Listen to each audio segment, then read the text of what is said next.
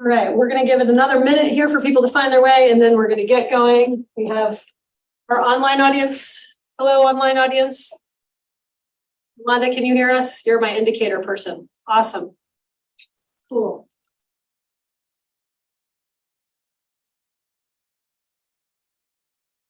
Hear all our friends from far away joining.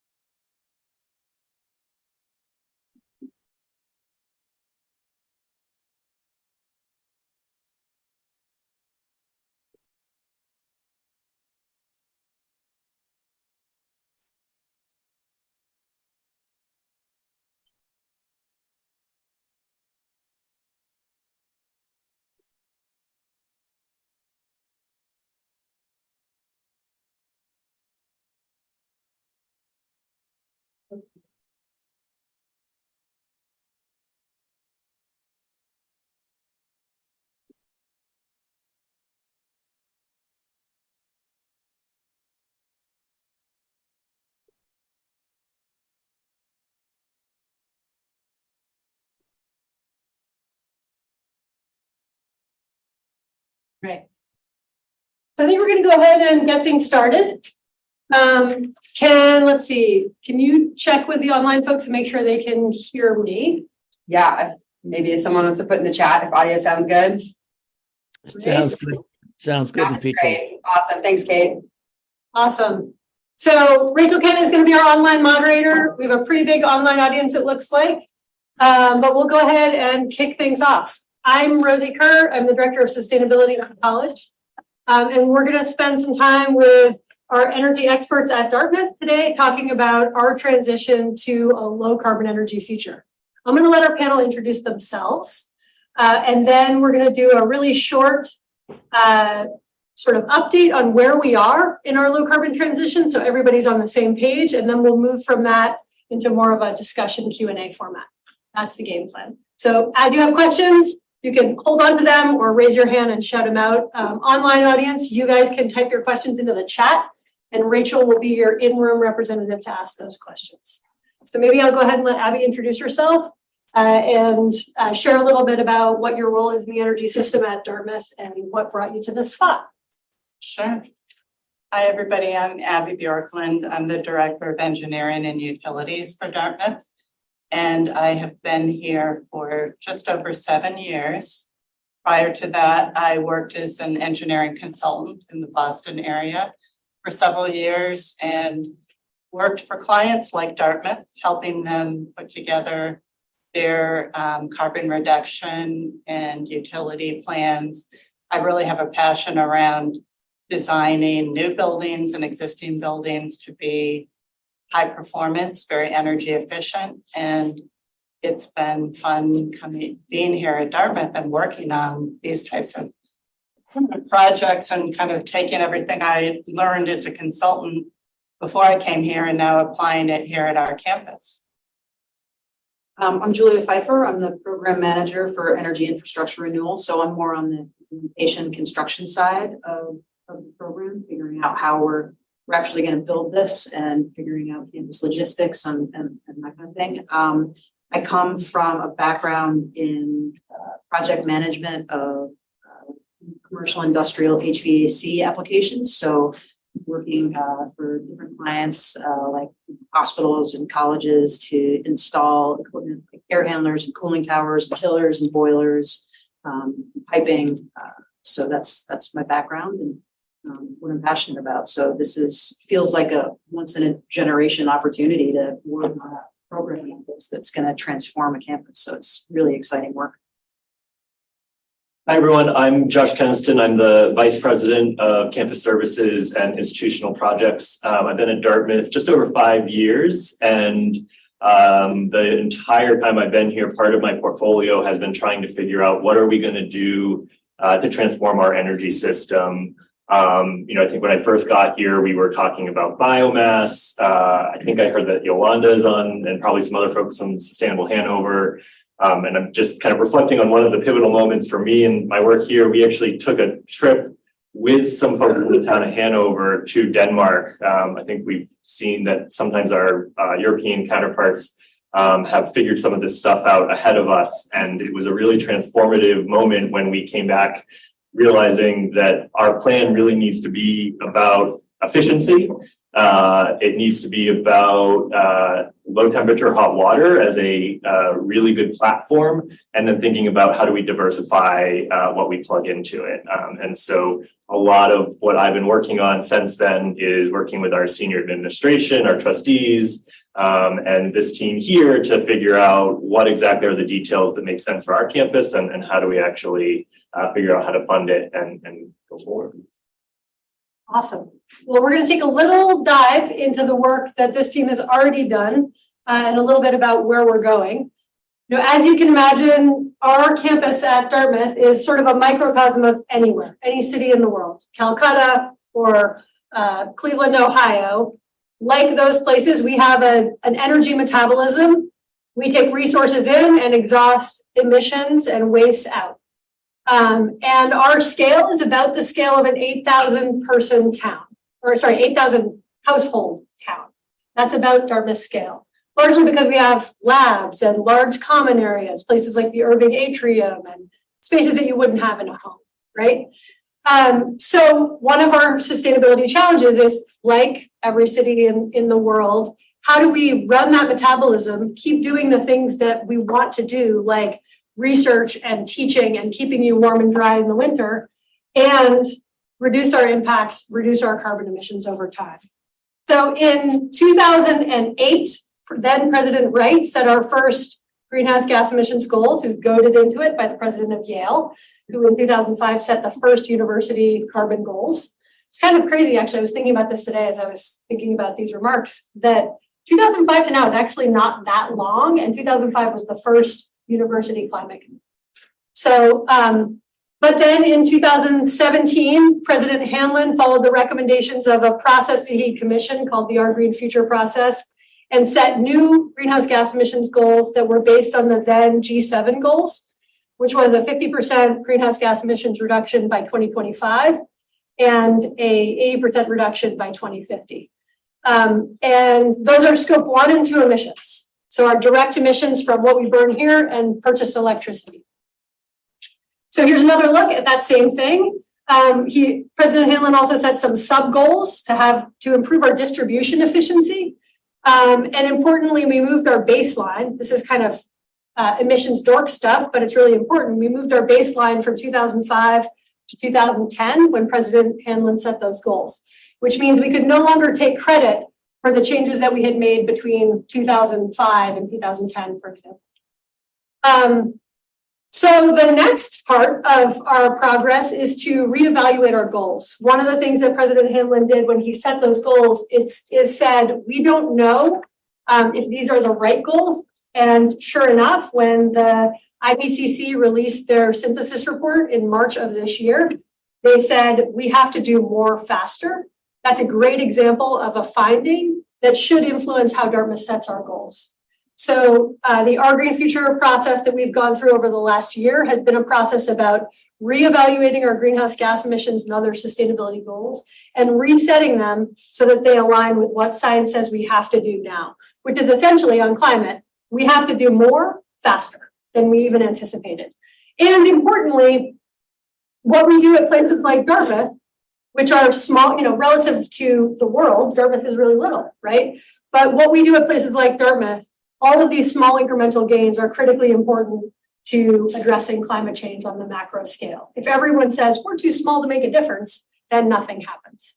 And that report also, one of the things that I took away from that report is how impactful we can be, right? I think a lot of people, climate change is huge. It's really easy to think, oh gosh, this is such a huge problem. How can I do anything about it? I had this revelation the other day in the shower. Some of you guys have already heard me say this. Showers where I have all my revelations. That like over the last 200 years, we little humans on the face of the planet have changed the atmosphere of our planet, which, if you think about it, is like kind of an epically huge thing to do, right? In 200 years to change our atmosphere, we didn't change it in the right direction, but it means we're capable of amazing things, right? We're capable of changing our climate and our atmosphere in the other direction as well. So that's something that gives me a lot of hope. Dartmouth's energy system runs essentially the same way it has since the late 1890s. We have a central heating plant that provides the heat for most of our campus, which is connected by a series of underground piping. So we burn oil in a central plant that produces emissions. It produces heat in the form of steam, and it produces electricity that we then send out to campus. There's a couple challenges with this. One is that it's not super efficient. It's efficient in the plant, but there's a lot of losses when you're using steam to heat and to cool, as we used to do. So the question is, what do we do now? What we do now produces our emissions. Most of our emissions are scope 1 and 2 emissions. All the blue on here comes from number 6 fuel oil in our plant. That produces most of Dartmouth's emissions. One of the first things we need to do, and a thing we've been working on steadily, and Abby, everyone on this team has been working on this, is reduce our energy use per square foot, make Dartmouth more efficient. So encouragingly, our square footage has grown over the last 20 years, but our energy use intensity has declined. We're using less energy per square foot than we used to, less overall energy than we used to. And that's critically important.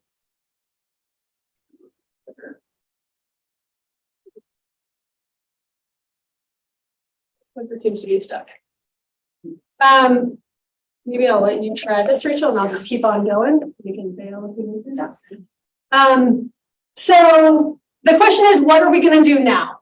One of the liabilities of steam, as I said, is it's very inefficient. It's also inflexible. It means we can't use, there we go. There's a steam line on the green on a cold day, being inefficient, leaking out into the ground and heating up the ground enough to melt the snow. And when we're using steam, there's not a lot of options. So we basically are stuck with this scenario when we're using steam. We use oil now. Our option is to move forward and burn something else, but we don't have a lot of flexibility. When we transition from steam to low temperature hot water as our distribution mechanism, which is what we're doing in Denmark, suddenly we have a lot more options available to us. So we move from that first set of pie charts to this one. We can stop using oil and move to a whole variety of methods.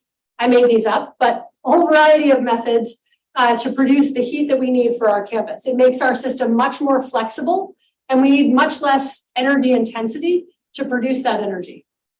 But it's a challenge. Julia has a big challenge in front of her, which is converting 197 buildings, is that about right? 5.5 million square feet, that many of which, all of the red buildings on here, currently use all steam for heating to hot water buildings. That means getting in all these buildings and ripping out their guts and refurbing those guts, and that means shutting down those buildings. You guys know how hard it is to get housing on Dartmouth's campus. Imagine if we shut down half the dorms. That would be a problem, right? So we can't just get in there, as much as the 4 of us might like to just get in there and change it all at once. We can't really do that under current conditions. But what are the options once we do? We can use technologies like solar thermal, which is using the sun to heat water. Geo-exchange, which is using the ground as a thermal battery. Thermal energy storage from season to season. These guys can talk about this in depth. That sounds kind of crazy, right? Like storing things in a thermos, but this is what Stanford is doing. So this is Stanford's thermal storage. Lots of places are doing thermal storage that's seasonal, or sometimes even longer. And we can use solar PV to provide the electricity we're going to need to move energy around. When we move from combustion to some of these other sources, we're now moving energy around our campus instead of burning something here to generate steam. So it's a different approach. I think I'll stop there. Does that give everyone a baseline and folks online?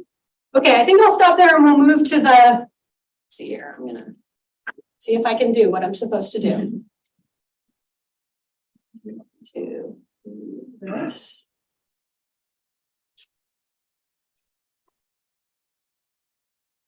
Do this. Did that work? I've got to get my computer back up. Otherwise, Chop Kill is on our screen. Hi, Doc. Your name is up on our screen. But maybe while Rachel's doing that, we'll just go ahead and dive into it. So I said Julia has responsibility for implementing this huge transition project. everyone's working as a team, but Julie is the project manager of this. So I wondered if you could spend some time talking about how you manage a project as complex as this, with lots of different stakeholders, and maybe you could use an example of a building that you've already worked on. Sure. I mean, I think that the first step is breaking it down into more digestible chunks, because if you look at the entire thing together, it's really overwhelming and you'd be wondering how we're going to actually accomplish this, right? So the first thing I did was break it down into bigger types of categorizations of what we need to do. So first, it's building conversion. We need to convert all of our buildings. This is not in order, but this is just in categories. Buildings. We need to then run utilities piping to all of the buildings from our sources of heat and cooling, which is our plants. And then how do we create our heating and cooling to our plant? Well, that's our the thermal well fields and our solar thermal storage, right? So those are our kind of categories of the installations that we're doing.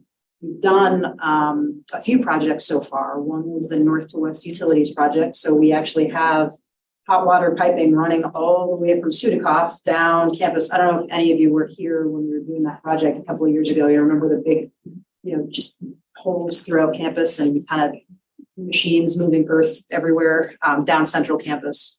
So we're converting steam to hot water underneath Sudikoff, and we're pumping that low temp hot water all the way to the west end, and it's servicing Buchanan and the new buildings here on hot water so far.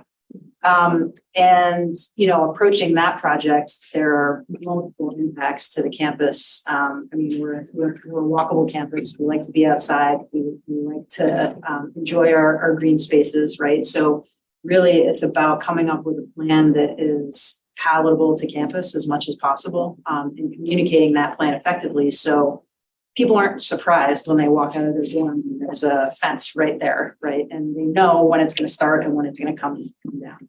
And the same thing with the building conversions that we've done. Two of the ones that I was directly involved in were Steel, where we converted that building to hot water. So when I say convert a building to hot water, what I mean is steam is still feeding the building, right? Because we don't have our plants available yet to pump hot water throughout the entire campus.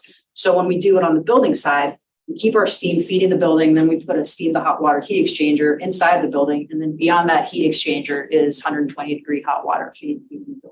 Which is like a stopgap measure until we have a hot water system feeding the building. It makes it a lot easier when we have hot water available, because then we just rip out that heat exchanger, put in a hot water heat exchanger, and there's very minimal building impacts, right, at that point.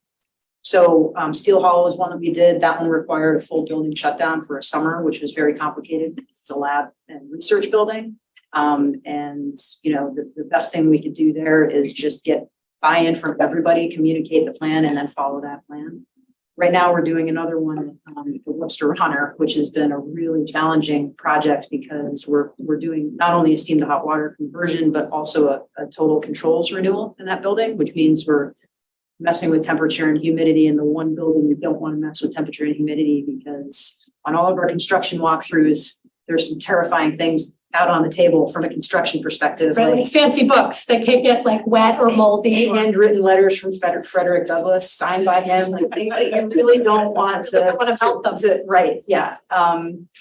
First editions of the Federalist Papers, like priceless pieces of human history. Well, and in Steel, you had like ice cores and freezers, kind of similar challenges. Yeah. We had scary chemicals and fume hoods. Ice cores, scary chemicals and fume hoods. That's right. So every project has its challenges, and it's really, to me, it's about communicating with the people in the building and understanding how we have to interact with their space while we're in there, creating a plan that takes into account their constraints that they've given us, and then executing that plan really as flawlessly as possible, because we cannot destroy something that is stored in Webster Runner, and we can't melt priceless ice cores that can't be so it's tricky business. One of the other tricky things is how we're going to pay for this. And Josh, I know this is a thing that you think about an awful lot. So can you talk a little bit about how we're thinking about financing this project, some of the innovative financing mechanisms that we're using, and then how do you weigh this against the great many other things that we could be spending money on? Yeah, so I think one of the first things, I don't this was announced, I think, in 2021, if I have my date right, but there's been a lot of conversation about how our endowment should be used to fund a project like this. And I think, there's often this conversation about the endowment. It needs to have an intergenerational view. In other words, that we can't just spend the entire endowment for the current people who are at Dartmouth, but it needs to work for future generations. I think one of the important framing conversations that we've had over the last several years is to look back and say, well, have we invested enough historically in making some of these changes? And looking forward, how important is it for the next generation that we make these changes now?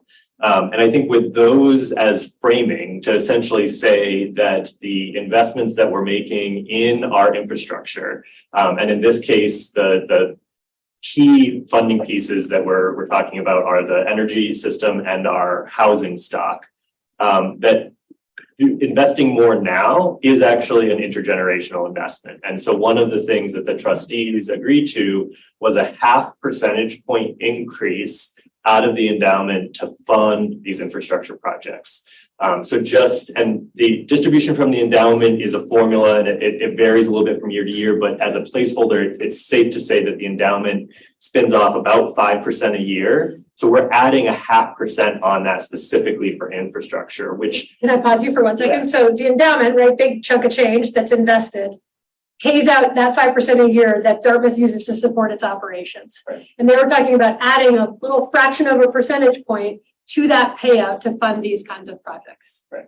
But that fraction of the payout funds hundreds of millions of dollars worth of work. It seems like a small percentage, but it actually enables a huge amount of work. And so we're calling it the Infrastructure Renewal Fund.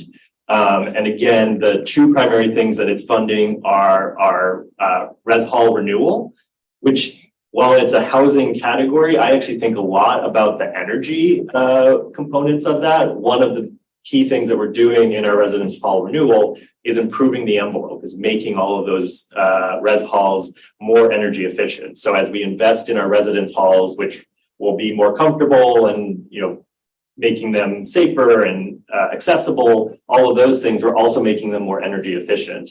And right now our residence halls are a big part of our campus square footage. So even the housing piece of that distribution is actually helping us on energy. And then there's the piece that's directly for energy. And it's all the things that Julia and Rosi were talking about in terms of the distribution system, converting from a steam plant to a more distributed hot water set of plants. So the Infrastructure Renewal Fund is a huge step forward for us, and it provides us literally hundreds of millions of dollars to put towards this. So that's huge. The other piece that we're looking at is, in some cases, some of these projects actually have payback periods, meaning that by investing in the energy efficiency effort, we can pay ourselves back over a period of time. One of the things that we've done is lengthen that period of time that we want that payback to occur on. So we used to look at a much shorter period of time, 3 to 5 years. And there were some projects that qualified, but not everyone. Some of them have margins where you need a longer period of time. So we're now looking more 7, 10, and continuing to look at even longer periods of time to allow for energy savings to essentially fund those projects, which means that we take out a loan and then let the savings that we get from the energy efficiency pay that loan back over time. That's getting us pretty far down the line. There's a lot more that we want to do that we haven't totally figured out the funding. And that's where we're looking for philanthropic opportunities. There are some federal programs that have some pretty significant funding opportunities for conversions of buildings and for some of the systems that we're talking about. And so those are all things that we're continuing to explore as we figure out how to fund all the different pieces that need to go into it. I think one of the nice things I mentioned, 5 years ago when I first started, we were thinking about a, kind of a 1-for-1 replacement. The question was, how do we replace number 6 fuel oil with something else? One of the things that I think evolved as we took the trip to Denmark, as we looked at other options, was we kind of all realized we kind of phrased this question the wrong way. It's not what is the one thing that replaces number 6, but what is our best path to quickly reduce our carbon emissions? And while it's a little bit weedy, but it's an important nuance, because what it allowed us to do was to say, you know what, we may not have one single thing that can replace our oil steam plant, but we have line of sight on a bunch of different technologies that can add up to 80% of our need. And we can actually move on those in smaller pieces. We can move there quicker. And so it was actually a trade-off to say, if what we're prioritizing is non-combustion and getting off it as quick as possible, we can come up with a more diversified and incremental approach that actually allows us to move more quickly. So it's a little counterintuitive, and I think it was an important framing shift for us that has really allowed us to unlock opportunity that I think wasn't there a few years ago. That's a perfect segue to a question for Abbe. Obviously, a lot is changing in the energy landscape. And one of the things that, I think our students are seeing all the time is that there's new energy technology coming online all the time. How are you thinking about how we prepare ourselves for those unknown future wedges that Josh is talking about? And what are some of the technologies that you're most excited about and moving forward? Or maybe they're old technologies that you're excited about, but things you're most excited about. So part of our responsibility is to make sure that our energy systems are reliable and that we can keep the lights on, we can keep the heat on. And so we want to use technologies that are proven. And there are a lot of proven technologies out there, like the ones that you've been hearing about, geothermal, heat pumps, solar thermal. But I think what we're looking at is kind of using them in new ways that you don't see, especially here in North America. Maybe you see, in Denmark, but that we are basically looking at, as we've been talking about, building out a low temperature hot water distribution system that can use these different technologies to provide the heat that we need. But also have a system that's adaptable. So, maybe 10, 20, 30 years from now, there may be some new technologies that are reliable, that are commercially available. So, for example, renewable hydrogen, or, cost-effective, really deep geothermal that we could actually do here at our campus as a heat source.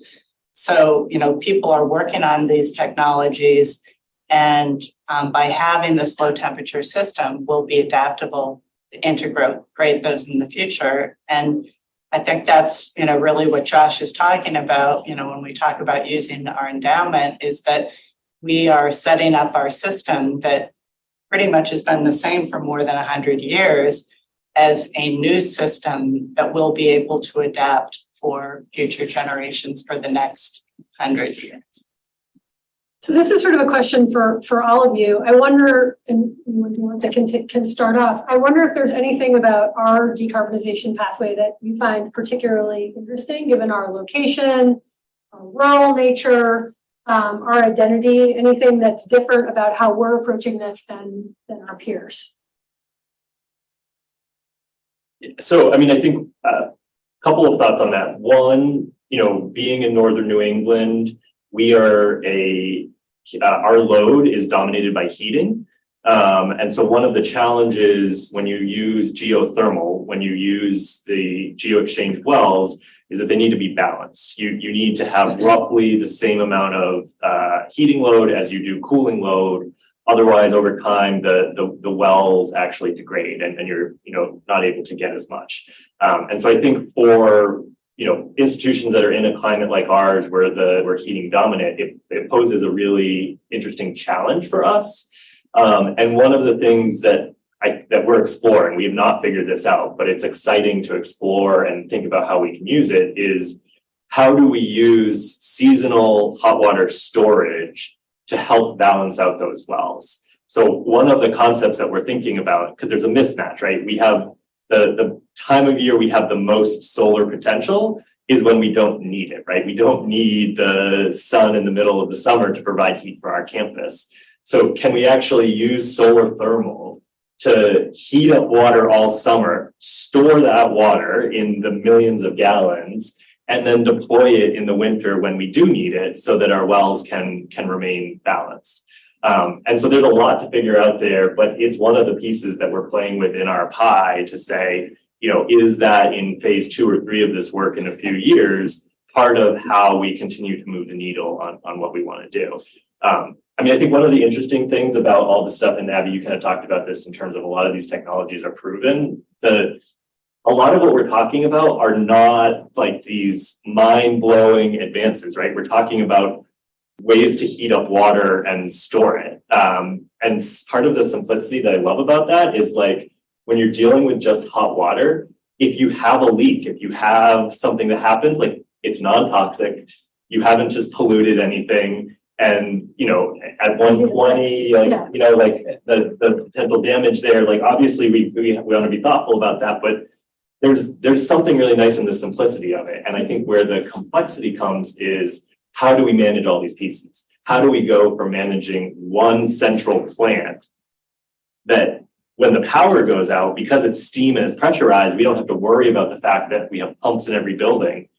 How do we manage that complexity? How do we go from managing a single central asset to, what Julia was talking, it's literally going to be thousands of pumps. How many pumps? Like thousands of pumps that will be throughout campus that we have to be thinking about. How do we maintain those? How do we keep them going? And so it's an interesting kind of puzzle to figure out how we put all those pieces together in our climate. Abby, I wondered if you had any thoughts on one of our qualities is our rural location. And one of the things that comes with that is maybe less energy infrastructure and maybe a less reliable grid. As we electrify, are you thinking about that differently because of where we are? Are there ways in which, and obviously I went to Stanford maybe, 15 years ago and looked at SESI, their energy project when it was first coming online. And they were really excited about it.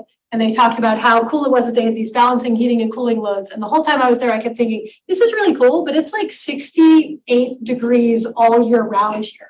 Like if there's an emergency, everybody can just go stand outside, right?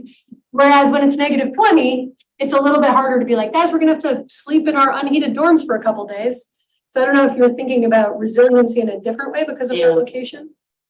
Right, and Josh alluded to it when he was saying that, with the steam system, as long as we can generate steam, even if the electricity is out, we can heat the campus. And so with this transition, we need to make sure that our electrical infrastructure is reliable. And actually, to date, it has been pretty reliable. We don't have power outages very often from the grid, but we need to be prepared for when we do have those grid outages. If it happens when it's -15, like you all remember, we had some of that this past winter, that we're going to be able to keep heating our buildings. We're not going to have frozen pipes.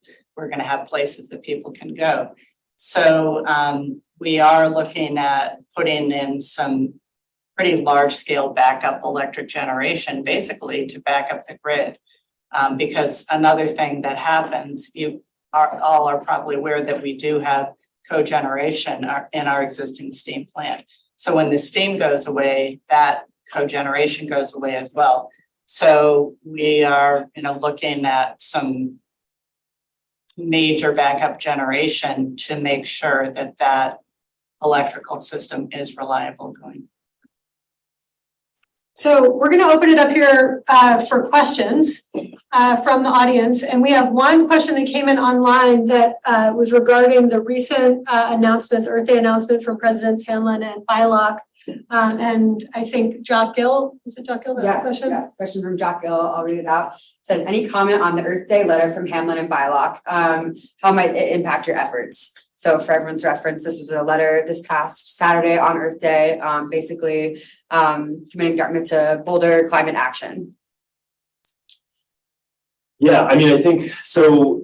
It's in some ways it reaffirms the path that we were on. So I think a lot of the components that we've talked about in terms of, energy efficiency, moving from steam to hot water, and then this diversified approach to providing our heating and cooling.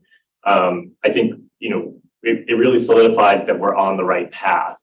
I think what it becomes then is a timing question, which is between funding and just the pure sheer level of construction our campus can handle.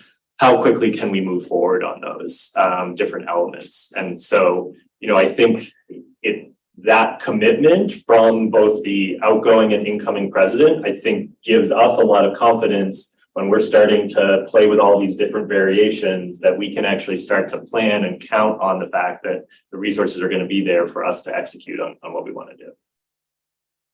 But the pressure is building to get it done as quickly as possible. Yeah, I mean, it's music to my ears, honestly, because the more support we have at a high level and at a grassroots level, the better for the program.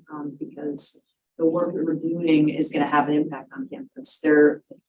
That's just the way it is. I mean, we're going to be digging up sidewalks in front of dorms. We're going to be drilling geothermal well fields on the green and in other areas as well. We're going to be shutting buildings down potentially.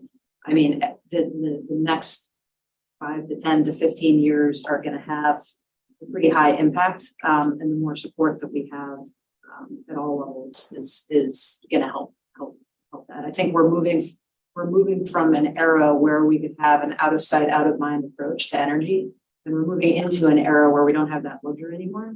And I think the more we can bring it to the forefront and integrate it with our campus, the better. I think one note that announcement mentioned for this upcoming, so for the FY24 fiscal year, which starts in July, weird accounting thing, we start in the middle of the year. Noted that we were anticipating about $50 million of spend on this for that fiscal 24. My guess is that with the commitment that's coming, we're going to see that annual number pretty quickly grow.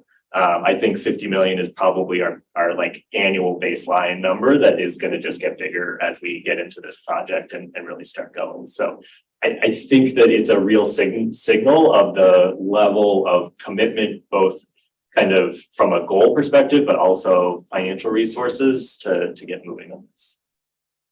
Julia, could you talk a little bit about, you talked about like it's going to impact everyone. Could you talk a little bit about what are the things that like keep you awake at night? How much time do we have? Julia has a really big job, and I don't know if you guys have ever seen a Gantt chart, but she has like Gantt charts to end Gantt charts. These are like how this thing is going to actually happen, broken down into pieces. That's kind of her thing. It's a really complex puzzle that we're trying to piece together and figure out the best possible way to make it work. One of the things that is really challenging on the construction side is just manpower availability. There are only so many people available to do this kind of work. Availability of drill rigs, availability of equipment. We're seeing unprecedented lead times, particularly with electrical switchgear. You can't get an air handler or a chiller in less than 30 weeks right now. So the planning that's involved has been extended. It used to be you could go out in December, January, February for a summer project and have no concerns. That's not the case anymore. We have to have full design and full planning at least a year ahead of time in order to ensure that we can get all the material in time. So like we fundamentally shifted the way that we have to think about and plan projects. It used to be you could count on the delivery truck showing up on crane day and you could pick up the chiller off of the crane and put it in the building. But the way things are going now, we want to have that chiller in hand weeks ahead of time so that we're sure we're getting good information. It's been really hard to get good information out of our distributors about when things are coming.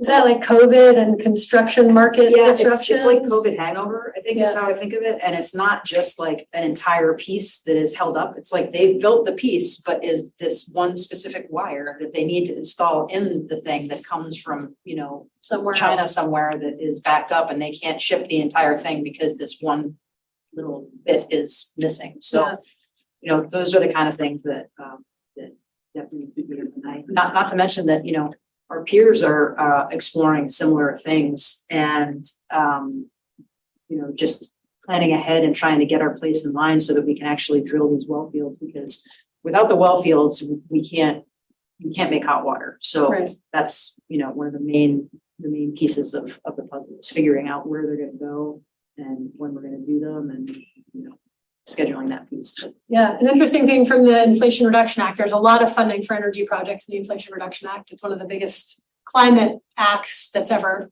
gone through our government. But there's a lot of stipulations on how things have to be designed to get that funding. And you're seeing this in electric cars. Like a lot of the electric car subsidies require American-made parts and components or American assembled parts and components. And that means, you know, Kia is out of luck. No more subsidy for Kia electric vehicles, which is one of the more affordable electric vehicles. So that's a challenging thing. And that's happening in every project in the energy space.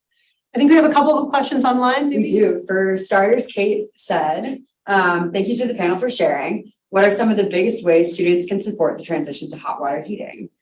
And then also a follow-up question, how will the transition affect workers and jobs on campus in the long run? For example, people working at the heating plant, and how will the college support them?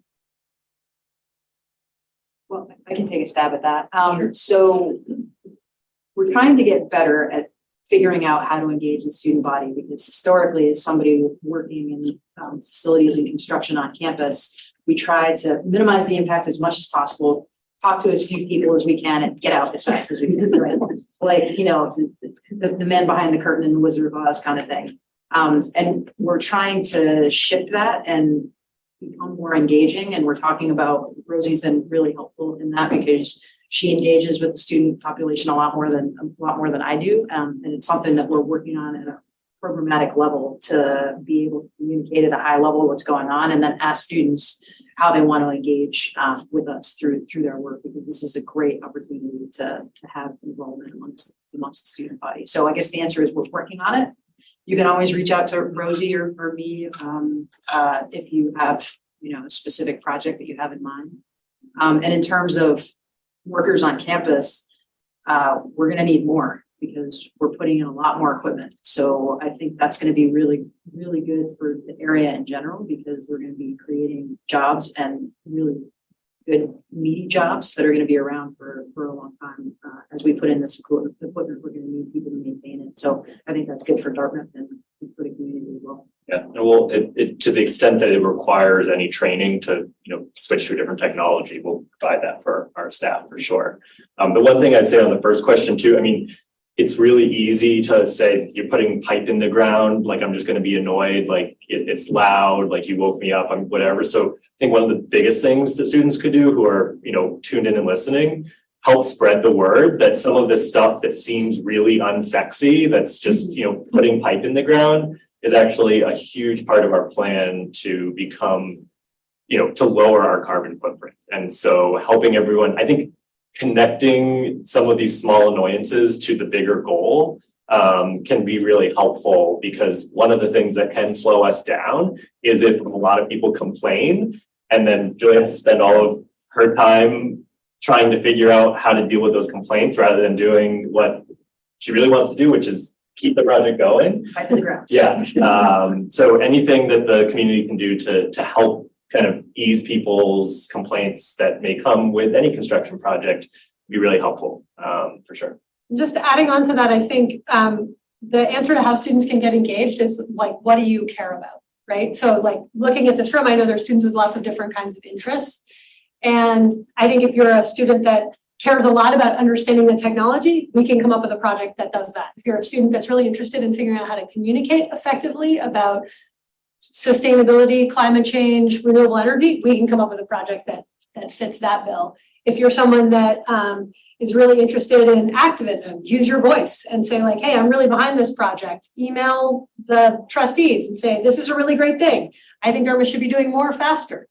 So there's lots of different ways for you to get engaged. And I think the way that you engage really has to do with what are you fired up about and what is the thing that you really want to work on. I would also note, I've been at Dartmouth for 13 years, which seems like a very long time at this moment. And a lot of what we're doing now is the result of student passions 10 years ago. And so I think one of the challenges that you guys face is your time frame here to see the results of your labor is actually pretty short. But I hope that you will have faith that your impact is actually very long. So the students who are agitating for Dartmouth to decarbonize 10 years ago are the reason we've made our 2017 goals. And the students that we're activating 5 years ago are the reason those goals are going to get more aggressive.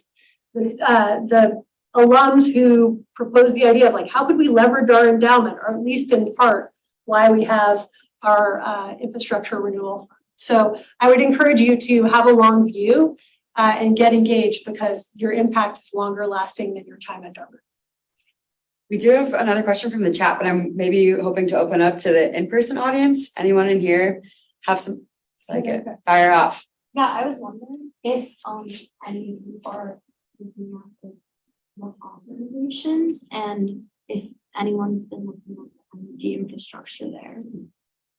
Yeah, so any renovation that we do moving forward, we look at it through the lens of our high performance building standards. So anytime we're doing a project, we're looking at how can we improve the energy efficiency. So in the HOP, we'll be switching out some old HVAC systems with more energy efficient ones.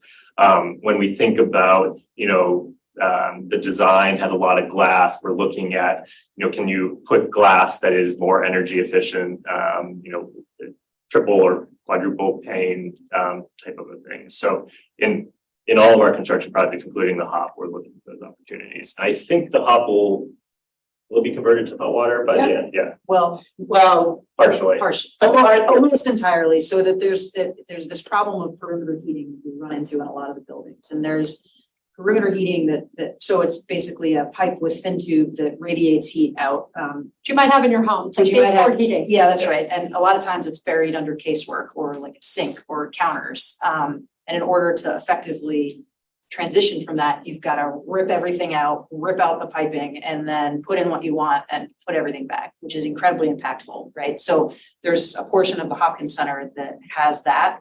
So it's not included in the big renovation, but there's going to be a smaller phase 2 that follows up to do a complete renovation, a complete hot water conversion of the HOP.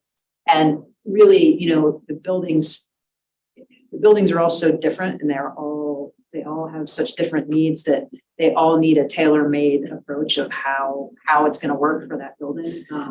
So the HOP is a great example of that. Thank you.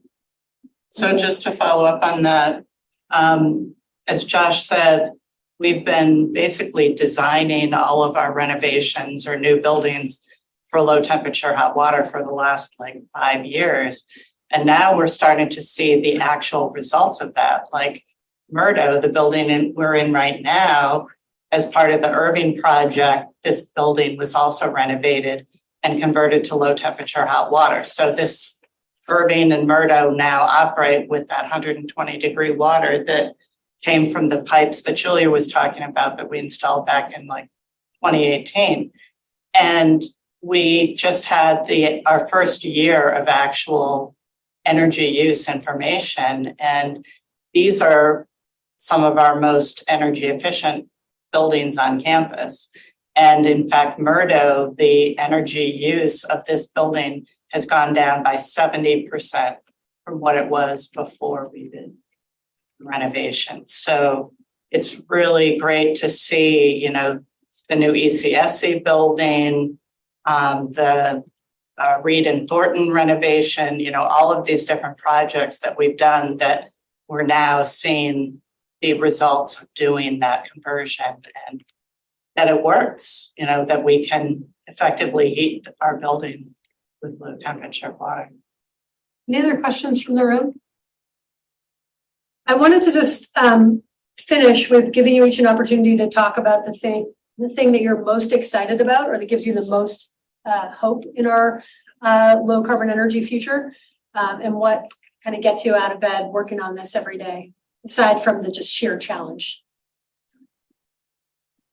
I'll go first. I mean, I just love HVAC installs. It's like I love welding big pipe together and putting chillers and boilers and stuff and pumps and just getting my boots dirty out with the crews in the field. And it's just so cool to take something off of a piece of paper and then have to actually build it in real life and make it work and work through all of the challenges and the things that no one thought of and the quirks in the plan. Like I've never had a plan that worked 100% perfectly. There's always challenges along the way.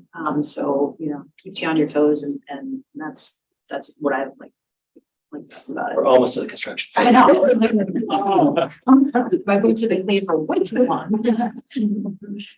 What about you, Abby? It's really fun to do this kind of work for me, you know, doing the planning, doing the design, the construction, and then seeing the results. You know, as I was just talking about for here at Murdo, and now to have this carbon reduction plan that is supported by our administration and, you know, that we actually are turning into reality. It's exciting. I love it. Josh? So I'm excited. It's kind of a two-parter. So first, we have right now, based off of like all the moving pieces we have a kind of theoretical way to get to an 80% reduction on campus. So all the pieces that we've talked about, the geo exchange, the geothermal, heat pumps, solar thermals, seasonal storage, Energy efficiency. We have a way to get to that 80% mark. Now we have work to do to figure out how do we actually construct it and pay for it, but we have line of sight on to 80. And so I think that's really exciting because I think we haven't, before this point, haven't had line of sight to make that much of a reduction. What is exciting though is to see every year when new things are coming out and we can start to see how, you know, in even 10 or 15 years, we will have line of sight to get to 98% or whatever it is. And so I think the last 20% right now is our challenge. And it's really exciting to see the work. And I think this is where there's a fun intersection with the kind of the work that Dartmouth does, the fundamental mission, which is to see our students and our faculty in classrooms or students that then graduate and go, you know, into professions where they're tackling these. Like the Irving board, like I've had the chance to talk to folks that are kind of in this industry and see that the work at Dartmouth is helping to solve our own problems for that last 20%. And so I think that's a really exciting part of what we get to do here is not just kind of solve our own campus, but actually be thinking about how do we contribute to the broader society and how do we drive that change? Yeah. Well, I think for me, it's really exciting to see the kind of nuts and bolts coming together. I think a lot of our peers were ahead of us in making really ambitious, like carbon neutrality pledges with not a lot of plan as to how they were going to get there. I think Dartmouth has a kind of an approach to reducing our carbon intensity that is focused on the stuff that really matters, which is often not the stuff that is the showiest. It's not like huge solar arrays on all the rooftops, although we have lots of those at this point. It's more about like, how are we really gonna fit all these pieces together? And I love the sort of attitude of learning and the attitude of humility that all of these folks and all the folks that are working on this problem bring to it. And this kind of can do, we can figure out how to do this approach, which seems in line with what Dartmouth is good at and also is really creating effective change over time. So that, and a huge part of what gets me out of bed in the morning is working with students and having students come in and push us and say like, I just read the IPCC report and we need you to do more faster. Having alums who hold us accountable and having a community that really, really cares about this, to me, is really exciting and gets me bouncing out of bed. So I think we will leave it there. If there are any more questions in the chat, I can answer those offline. After, did you have a question? Yeah. So how does this like, is the focus more on like changing the current structure and buildings or like that Dartmouth's also thinking? How is that? You guys have some data, it's 5 years, all these small incremental changes are missions, like short-term goals and then like within. grander scale or the. I think we're always, Do you mind repeating yeah. that question? Sorry, yeah, the question was, as we add square footage, tell me if I'm restating this correctly. As we think about things like new dorms out on Lime Road or the new, what will be graduate student housing eventually, potentially on Lime Road, are we thinking in short-term increments or long-term increments? Is that right? And kind of coming back to the long-term? In addition to just new expansion, like current, I guess, projects that are going on into the dorms and changing or change Reed Hall. Yeah. Yeah, so I think we're always thinking about when we are going to add square footage, the question needs to be what kind of square footage are we going to add? And I think Irving is a great example of that, where we added square footage at Dartmouth, but it was among the most efficient square footage we've added. So I think it's really important that as we add square footage, our overall energy continues to decline and our EUI continues to decline. There are lots of places, like Murdo is a good example, where we renovated a big energy hog and brought it to the most among the most efficient buildings we have. So I think this team is constantly keeping that, I guess it's sort of short term, right? Our 80% goal, depending on how you define long and short term, in Dartmouth's history of 250 years, that's a really short term goal, even though it's 8 years out or whatever. But I think this team is always keeping those goals in mind as we move forward. Yeah, I mean, so one of the tools we have to help us with this, we have something called our high performance building standards, which is not static, right? So, I mean, one of the things we're working on now is looking at how do we need to update those standards.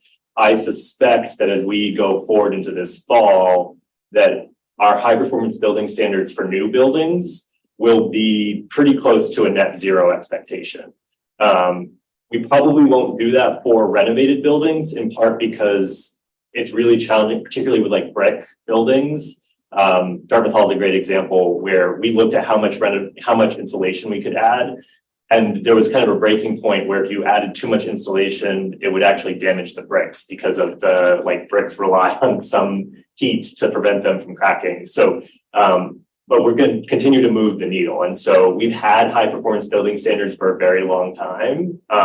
And I think every time that we set new goals, we look at those and see, do we have to adjust those? And I think where we're heading is going to be as we do new things and renovate pre-existing things, which on a campus like this, we will likely always have projects in both categories. We'll continue to move the needle on both. And the new is always going to be kind of held to a higher standard than the pre-existing.